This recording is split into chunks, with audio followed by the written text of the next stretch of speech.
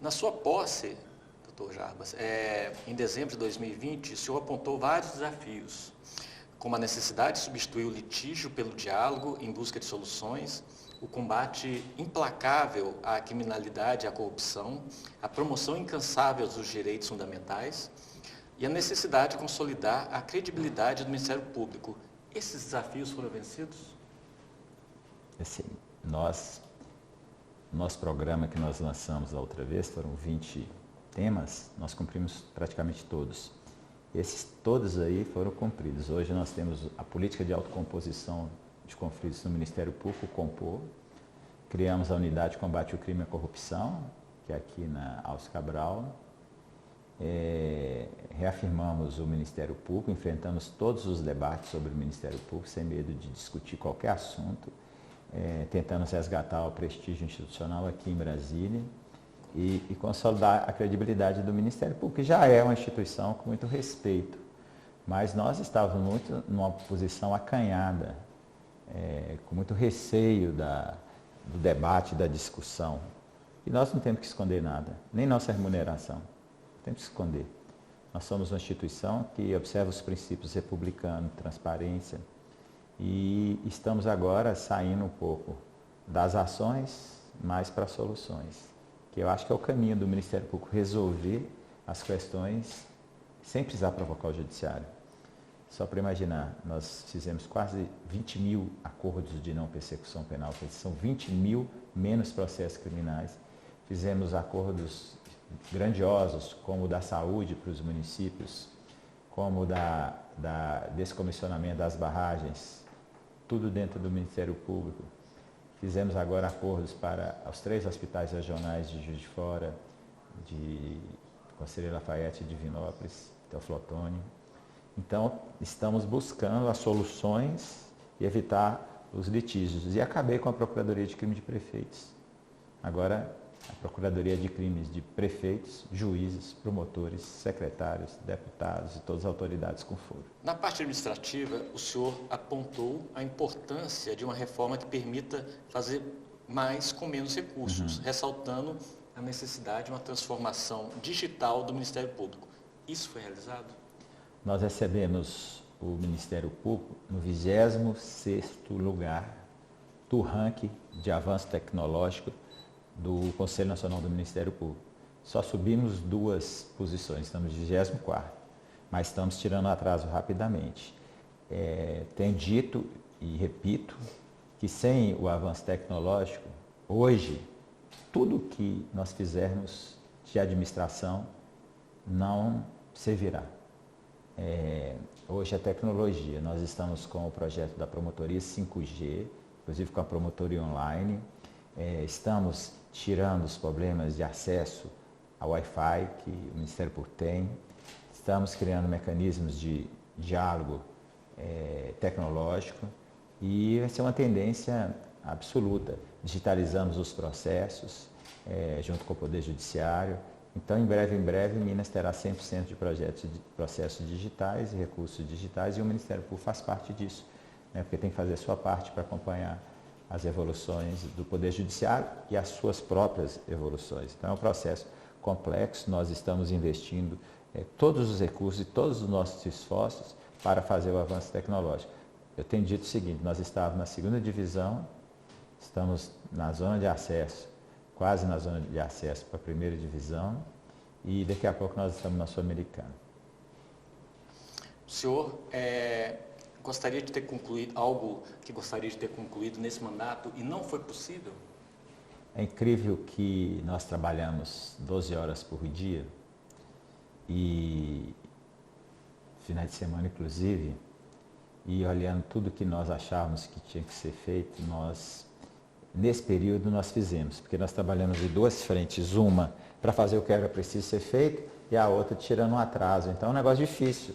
Eu nunca tinha recebido, da outra vez que eu recebi o Ministério Público estava no crescente, agora ele estava numa baixa muito grande. Então, são 2 coisas muito difíceis de fazer. As demandas urgentes e futuras, e o outro para tirar o atraso. Mas tem coisas que nós precisamos fazer, umas dessas concluir, algumas dessas, e a outra é fazer. Eu quero fazer uma ação mais firme na defesa dos direitos fundamentais e também cuidar das vítimas. E agora, com a UCC, que é a Unidade de Combate ao Crime e contra a Corrupção, sendo concluída até no começo de fevereiro no máximo, aí nós vamos ter uma frente ampla do Ministério Público de combate ao crime e à corrupção, o crime organizado e a corrupção que ainda insiste, está instalada no setor público. O senhor defende a ampliação do Ministério Público em Minas. Hoje ele tem uma capilaridade maior? Olha, nós temos 298, 297, 299 comarcas. Cada comarca teria que ter um promotor de justiça. Hoje nós estamos com uma defasagem muito grande. Tem muitas comarcas sem promotores de justiça. Nós estamos fazendo um concurso para 100 promotores. Toda vez que você instala uma promotoria, você tem que levar os servidores, estagiários, terceirizados, toda a equipe tecnológica, estrutura, sede. Então, custa muito caro. Mas nós estamos fazendo dentro dos nossos 2%, considerando que o judiciário tem 6%.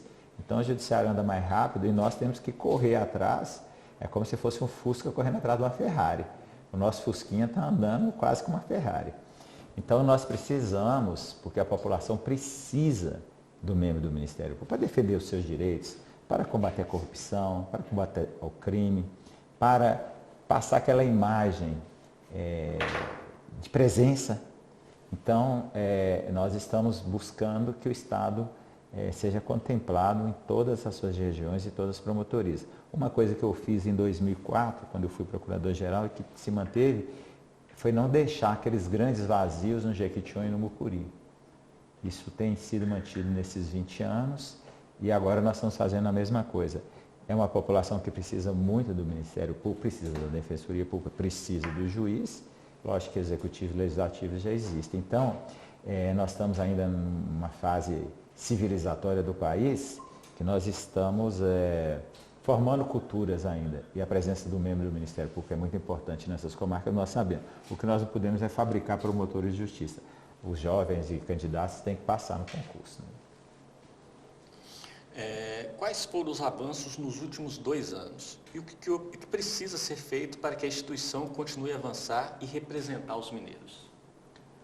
Os avanços foram feitos, muitos. Né? Nós estruturamos melhor o Ministério Público, tivemos relações restabelecidas no nível adequado com o Poder Judiciário, conseguimos com o Poder Legislativo reformular nossa lei, modernizar, criar esses instrumentos que eu me referi agora há pouco.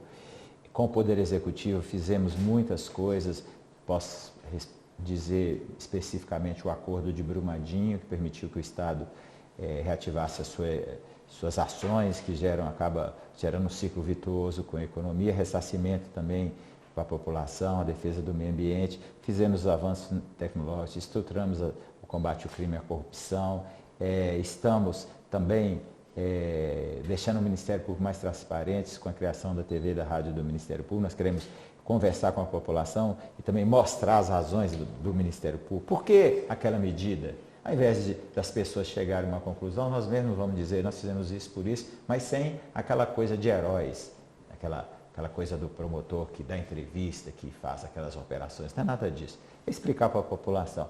Então nós avançamos na administração, na gestão, fazendo mais com menos, aprimorando os processos internos. Então nós estamos assim, usando os recursos públicos, mas também devolvendo para Minas Gerais os recursos que são investidos no próprio Ministério Público. Só de sonegação fiscal, esse ano nós já recuperamos dos 2 bilhões e 300 milhões junto com os parceiros.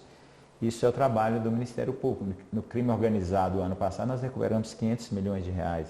Isso sem os efeitos dessas medidas, só o que pode ser palpável. Então, nós temos trabalhado muito na questão das barragens, não houve anistia, o Ministério Público cobrou, que quem não cumpriu a legislação teve que pagar o dano moral, esses recursos estão voltando para as comunidades atingidas. Estamos negociando um acordo da Samarco, que voltou a conversar com as empresas. Então, assim, o Ministério Público tem feito muito o seu papel. Aí, se eu for falar um pouquinho de cada área, é um mundo de coisas, meio ambiente, defesa dos direitos dos idosos, das crianças, das pessoas com deficiência, consumidor, enfim, é um leque de ações e a instituição está trabalhando. E eu vejo que meus colegas e servidores estão trabalhando animados. O senhor teve uma participação ativa, conforme falou agora há pouco, nas negociações do acordo com a Vale em relação à tragédia de Brumadinho. Esse acordo tem sido muito criticado pela sociedade civil, especialistas, e foi muito usado para os ataques políticos ao governador Romeu Zema durante a campanha. Há fragilidades nesse acordo? Como foi conduzida essa negociação? Eu sempre falo, até com os atingidos, que nós tínhamos duas hipóteses. Fazer o acordo ou continuar com as ações. Não tinha a terceira hipótese. O acordo poderia ser melhor?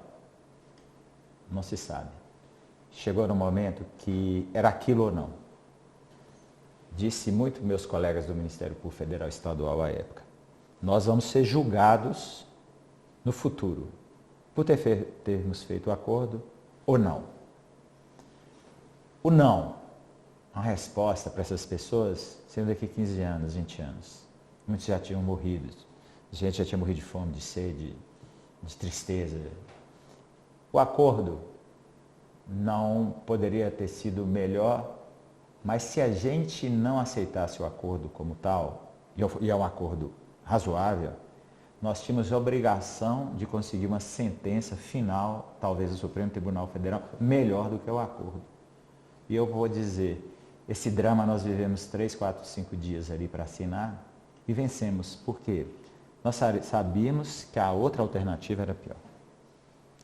É o caso da Samarco que está aí, 6 anos, as pessoas estão passando necessidades. Se nós não fizermos o acordo agora, daqui 20 anos nós vamos ter alguma resposta. Um rio poluído, as pessoas sem emprego, sem renda, sem o habitat, né? A empresa fazendo seus investimentos e aí ganhando lucros, que é legítimo, e as pessoas vão passar carências. Então, nós temos duas hipóteses, o acordo ou não. Então, quem critica é porque não fez nada, é pelo prazer de criticar. Porque daqui 15 anos, com a sentença do Supremo Tribunal para executar como nós estamos fazendo agora o acordo, essas pessoas iam criticar do mesmo jeito. E lembrando agora que nós conseguimos, nessa semana passada, fechar os projetos de 3 bilhões e meio de reais. Então, isso aqui agora começa a chegar mais rapidamente na vida das pessoas. Então, repetindo e concluindo, nós só tínhamos duas alternativas, fazer o acordo ou não. E nós tivemos a coragem de fazer. Aí falam, mas esses recursos foram também para outras regiões, que tem que fazer a diferença, que quem não quiser enxergar fica fazendo crítica sem ver, querendo usar informações distorcidas lançadas pela imprensa, sobretudo de outro estado, como tivesse tirado o dinheiro de Brumadinho e passado para as outras regiões. Essa é a minha pergunta. Próxima pergunta. Nessa questão do acordo, houve a polêmica também na indicação do recurso para a construção da ponte entre São Francisco e Pintópolis, no norte de Minas. Por que uma obra tão distante do local onde houve a tragédia deveria ser contemplada com esse recurso? Sim. O que o Ministério Público fez, tinha as ações do Ministério Público Ambientais e Defesa dos Atingidos, tinha as ações do Estado, governo, contra a empresa. Todo o poder público se uniu, Ministério Público, Poder Executivo, Defensoria Pública, Federal, Estadual, todos, se uniu para trabalhar na hipótese do acordo. Quando eu cheguei, esse acordo já estava bem adiantado. Então, o que acontece? As premissas que foram divididas no acordo já estavam bem avançadas. E você tem os recursos lá para os atingidos, para o desenvolvimento de atividades econômicas na região, temos a reparação ambiental e de saúde sem limites, no caso 5 bilhões e meio para meio ambiente registrado, mas sem limite caso apareçam novos danos, e uma parte que foi ressarcimento para a economia do Estado.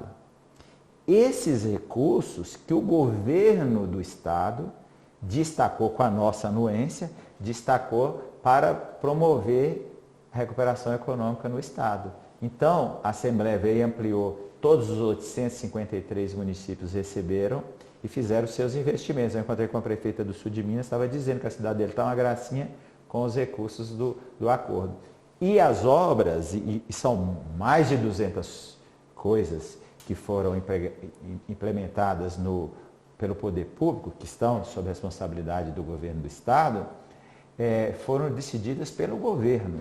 Nós anuímos, porque era fortalecimento dos serviços públicos. Aí chega assim, mas 3 pontes sobre o Rio São Francisco. Não é só uma, são 3. É Manga, São Francisco e São Romão. O governo que decidiu, São Romão hoje é um polo agropecuário, agroindustrial. São Francisco é a ponte que liga o norte a Brasília e o centro-oeste. A de Manga pega uma estrada que sai aqui do bairro Santa Efigênia e que termina lá em São Luís. Então, foi decisão do governador. Agora, porque a minha família é lá de São Francisco e minha mãe mora lá, tem 85 anos, tentaram maldosamente, um jornalista irresponsável, atribuir isso como se fosse um benefício para a minha família. Eu até disse que o benefício para a minha família é que a partir de agora, minha mãe com 85 anos, vai poder atravessar o Rio São Francisco e tomar um suco domingo à tarde na Prasípio Pintrópolis, do outro lado do rio. Para isso que vai servir para a minha família. Então, é uma responsabilidade muito grande. Ressarcimento dos danos na economia do Estado. E o governo decidiu. Tem pontes, tem estradas em todas as regiões do Estado, sobretudo na região do Paropeba. Mas para jogar lama num acordo que foi o maior acordo até hoje do Brasil,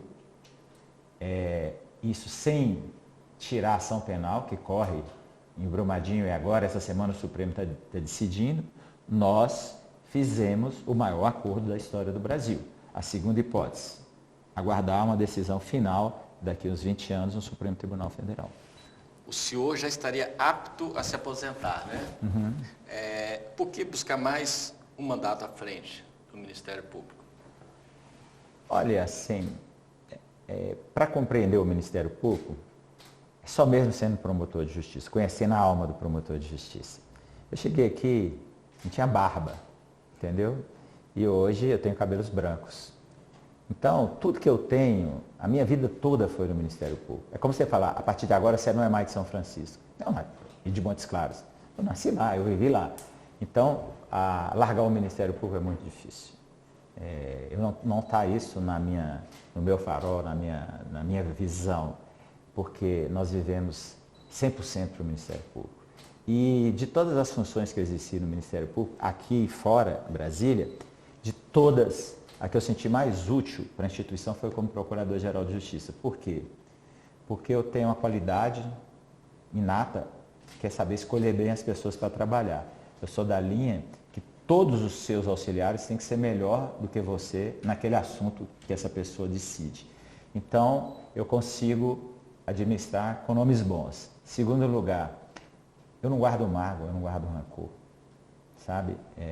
Eu sou atingido com matérias como essa do UOL. Lógico que isso causa indignação, mas eu não desejo mal para o jornalista, não. Então, as mesmas coisas aqui no ambiente interno, o que o Ministério Público precisa? De convergência. Precisa que as pessoas conversem. Eu não sou inimigo de ninguém, no máximo concorrente ocasional numa eleição. Então, eu busco sempre pacificar internamente, construir um ambiente de fraternidade e que nós, do Ministério Público, enxerguemos que os nossos inimigos não estão aqui dentro, os inimigos da instituição estão lá fora. E eu não me vejo fora do Ministério Público, é como se fosse um peixe vivo fora da água fria. Se for escolhido, o que pretende plantar nos próximos 2 anos? Há muita coisa.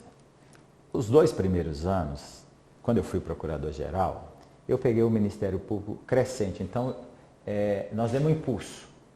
Fizemos algumas coisas diferentes, mas viemos para dar um impulso no que estava. E fizemos. Agora, foi uma dificuldade, como eu disse, que você tem que tirar o atraso, 26º lugar do Brasil de tecnologia, quer dizer, esse é o último praticamente. Então você tem que tirar o atraso todo e fazer. Então nós fizemos muitas coisas, nós estamos presentes nos tribunais superiores, nós estamos presentes no Tribunal de Justiça, nós estamos presentes com as comunidades, estamos presentes nas construções com o Poder Executivo, trabalhamos harmonicamente com o Executivo, respeitamos todas as instituições. Agora mesmo, a Polícia Militar está recebendo um avião de recursos do fundo do Ministério Público para combater o crime, para fazer transporte de órgãos. Então, o Ministério Público tem feito muitas coisas. Então, nós precisamos consolidar tudo isso. E um ponto para mim que será muito importante na próxima gestão, se for eleito pelos meus colegas e nomeado pelo governador, é cuidar das vítimas. Nós não estudamos para cuidar das vítimas. Nós sempre focamos no réu, no acusado. E nós precisamos pensar nas pessoas que são vítimas. E tem alguns programas, eu conheci do Ministério Público da Flórida, e tem outros no Brasil. Então, eu quero cuidar muito para que o Ministério Público tenha um programa das vítimas. As vítimas hoje, muitas vezes, elas saem de vítimas para acusados. Os processos não julga o réu, julga a vítima. Então, as vítimas não sabem o que aconteceu no processo, não tem notícias, não tem amparo muitas vezes. Então, esse é um ponto que eu vou olhar muito, e a promoção dos direitos fundamentais. Direitos fundamentais é tudo. Desde o combate à corrupção, a entrega no final. Então, nós temos um monte de coisa. O Ministério Público é hoje com orçamento de mais de 3 bilhões de reais. Somos a família toda, quase 6 mil pessoas, e só temos uma causa, a da população, a da sociedade. Então, nós vivemos para isso, por isso, e que todos nós agarramos as funções do Ministério Público e na hora de largar não temos coragem. Então eu também quero concluir isso e entregar também o Ministério Público daqui a 2 anos, se for reconduzido, para uma geração nova. Sabe? Acho que nós mais antigos temos que dar espaço agora para essa nova geração, para eles projetar a instituição nos próximos anos. Uma coisa eu garanto, daqui a 2 anos o Ministério Público não estará como eu recebi para baixo, ele estará no ponto certo para poder progredir. Maravilha. Obrigado. Beleza? Obrigado ao senhor. Se eu quiser concluir com alguma outra informação, né? Alguma coisa que faltou, de repente, fica à vontade. Não, você abordou bem. Talvez um ponto importante que deva todos nós refletirmos é sobre o processo que nós vivemos hoje de democracia. Eu não acho que haja risco à democracia. Eu acho que existem ataques à democracia. Multidões enfurecidas que pregam o fechamento do Congresso Nacional e do Supremo, mas também nós temos que fazer a meia-culpa. As instituições estão passando dos limites e tem que fazer o autocontrole. O Ministério Público está fazendo o seu autocontrole, está amadurecendo e fazendo o seu autocontrole. Então, você não viu nesses 2 anos nenhum artista do Ministério Público. Todos trabalharam sem superexposição. Nós não precisamos acabar com a figura do réu para dizer que fizemos o trabalho bem. Não é isso que nós pretendemos. Então, eu acho que tem que ter um autocontrole das instituições. Não pode o Judiciário investigar. Não pode a Defensoria Pública investigar. Não pode o Ministério Público querer julgar. Então, e nem o Congresso Nacional fazer leis equivocadas. Então, todos têm que fazer seu autocontrole. Isso é um ponto muito importante. E outro autocontrole que tem que ser feito é da mídia. As matérias, como essa da Ponte e outras, é de uma responsabilidade de todo tamanho. Você busca atingir uma pessoa e se cega do que você está fazendo. Então, esse mesmo portal UOL, Folha de São Paulo, disse que nós gastamos 300 mil reais para fazer um show em Araxá. Isso é 500 mil reais para fazer um show em Araxá, uma festa em Araxá.